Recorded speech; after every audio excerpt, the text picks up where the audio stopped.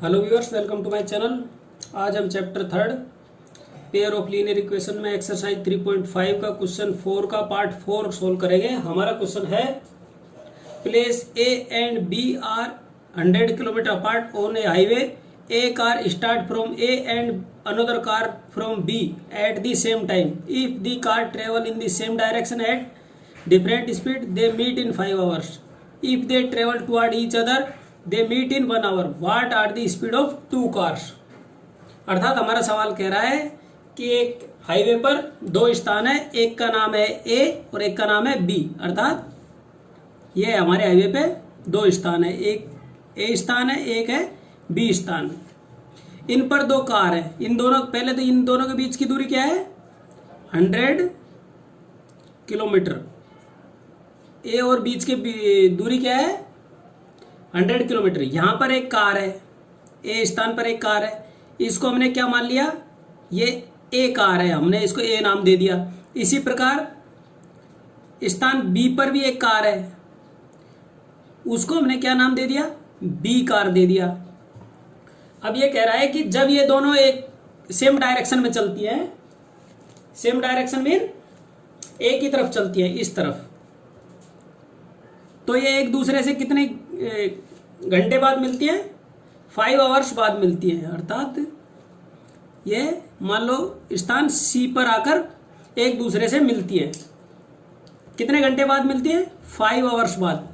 तो यहां पर ये ए कार 5 घंटे बाद आगे ठहरेगी, ये ए कार है। इसी प्रकार हमारी बी कार भी यहां पर 5 घंटे पश्चात आकर रुक जाएगी, दोनों एक स्थान पर जाकर मिल जाएंगी। ये सवाल कह रहा है फर्स्ट कंडीशन में हमारा। इसी प्रकार सेकंड कंडीशन में क्या कह रहा है, जब इन कारों को इसी दूरी पे खड़ी है ये कार, पर इनकी डायरेक्शन, चलने की डायरेक्शन क्या हो गई, इस कार की ये वाली डायरेक्शन हो गई और इस वाली कार की ये वाली डायरेक्शन हो गई। जब ये एक दूसरे की तरफ चलती हैं तो ये यहां पर आकर मिलती है, मान लो ये यहां पर आकर दोनों कार मिल जाती है, तो दोनों के द्वारा कितने समय में मिलती है, यहां पर आकर ये दोनों कारें यहां पर आकर मिलती हैं, ये 1 घंटे में आकर यहां पर ये मिल जाती है। कितने में 1 hours। इसमें कितना टाइम लगा 1 hours। अब हम यहां पर ये हमारा सवाल कह रहा है, तो ये स्थिति में स्पीड ज्ञात कीजिए। तो हम शुरू करते हैं। चलिए, सवाल को हमने समझ लिया। सबसे पहले क्या करते हैं, देखिए ये वाली सेम डायरेक्शन में चलती है, जब भी बी को पकड़ लेती है स्थान सी पर, तो स्पीड इसकी ज्यादा है। तो हम यहां पर अज्यूम करेंगे, लेट अज्यूम फास्ट, ये लिखेंगे speed of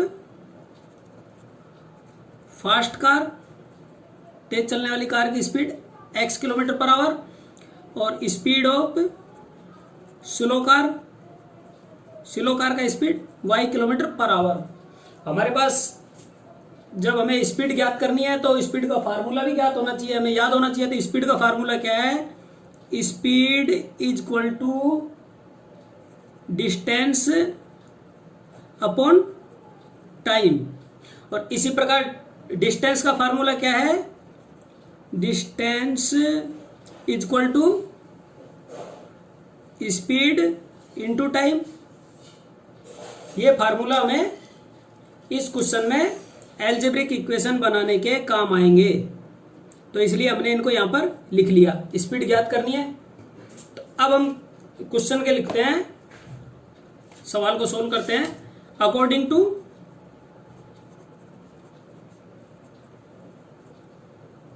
to question, condition first हमारी क्या है, कंडीशन फर्स्ट में क्या बताया, जब कार एक की दिशा में, अर्थात एक ही दिशा में चलती है तो 5 घंटे में एक दूसरे से मिलती है। तो यहां पर हम लिखेंगे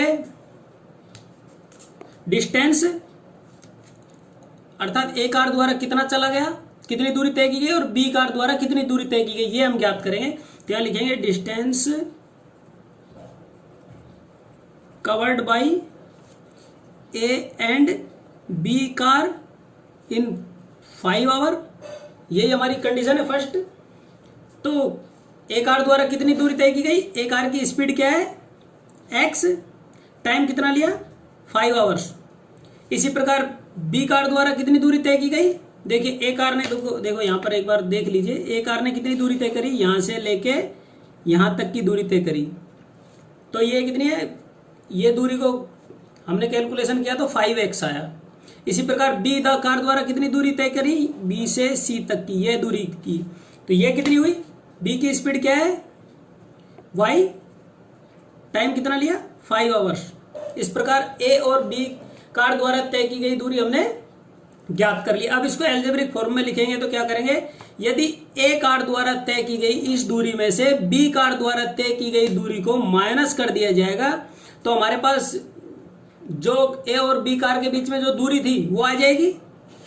तो अब हम यहां पर क्या करते हैं, इसको एल्जेब्रिक इक्वेशन बनाने के लिए यहां पर लिखेंगे ए कार द्वारा तय की गई दूरी कितनी है, 5x, इसमें से बी कार द्वारा तय की गई दूरी को घटाएंगे तो क्या आएगी, -5y इक्वल टू, ये डिस्टेंस आ जाएगी।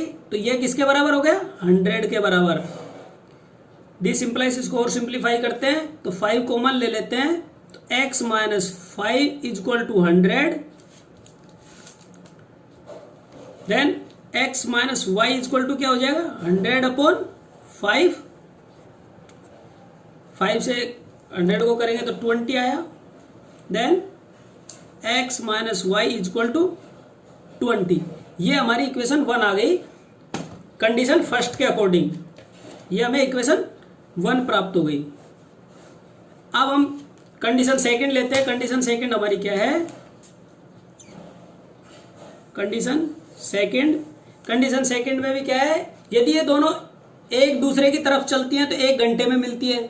तो ए कार द्वारा तय की गई दूरी निकालेंगे, पहले ए कार द्वारा तय की गई दूरी और फिर बी कार द्वारा तय की गई दूरी, और दोनों दूरियों को जोड़ देंगे तो 100 किलोमीटर ही चलेगी, क्योंकि यहां से यहां तक की बीच की दूरी 100 किलोमीटर है। तो यहां पर हम लिखेंगे कंडीशन सेकंड में, distance covered by A and B car in 1 hour. 1 घंटे में ए और बी द्वारा तय की गई दूरी कितनी हो गई, ए कार की स्पीड क्या है, x, और कितने घंटे चली है, 1 घंटे इंटू 1। इसी प्रकार बी कार की स्पीड y है और 1 घंटे चली। दोनों को स्पीड जोड़ देंगे तो इनकी द्वारा कितनी दूरी तय की गई, 100 किलोमीटर, क्योंकि इसने ये दूरी तय की गई और इसने ये दूरी तय की। यदि इन दोनों दूरियों को जोड़ देंगे तो दोनों के बीच की दूरी 100 किलोमीटर है। ये तो हमें दिया हुआ है ना क्वेश्चन में, ये 100 किलोमीटर अपार्ट ए और बी। तो then x + y equal to A car द्वारा तय की गई दूरी और बी कार द्वारा तय की गई दूरी को जोड़ देंगे तो हमारे पास आ गया इक्वल टू 100। ये हमारी इक्वेशन 2 आ गई। इस प्रकार हमने इस क्वेश्चन को एल्जेब्रिक फॉर्म में लिख लिया। अब इसे हमें सोल्व करना है any suitable method, algebraic method से।